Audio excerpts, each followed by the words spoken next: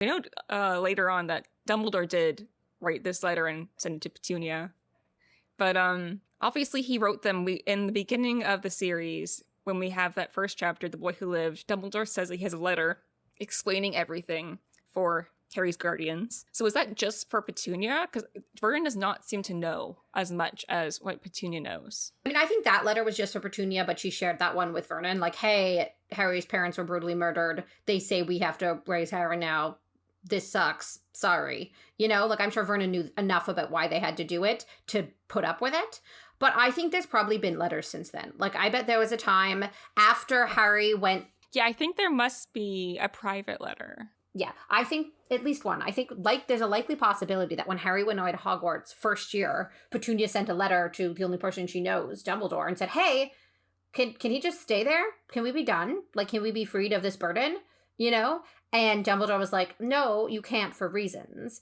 I'm sure that happened at least at one point. Like, can I just be done with this? Like, you guys keep him. Or like, hey, he keeps leaving early to go hang out with his friends. Why can't they have him? You know? Like, I'm sure some sort of that tried to get out of it. But I'm sure that Petunia knows that, like, I think he must have explained it's some way that he has to stay with them. And so that's why he's like, remember my last, where he must have referenced to Petunia that Harry, it's important for reasons that Harry needs to stay. I don't think he told her the whole thing because it's Dumbledore, but that's why it's remember my last. And so I feel like he must have just had a conversation with Petunia, and that's why she changes and she's like, oh, he has to stay. Yes.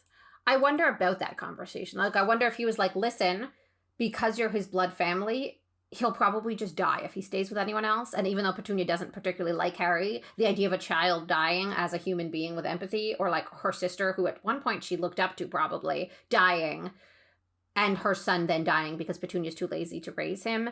Like, I wonder if it was like guilt tripping her in that way, or I wonder if he just flat out Dumbledored it and just like emotionally manipulated her and being like, Petunia, if you kick Harry Potter out, I will send your husband a copy of all the letters you sent me begging to go to Hogwarts. I definitely think there is some manipulation there, because Dumbledore kind of like, he knows Petunia from a young age that she wrote to him and asking like, hey, can I come to Hogwarts?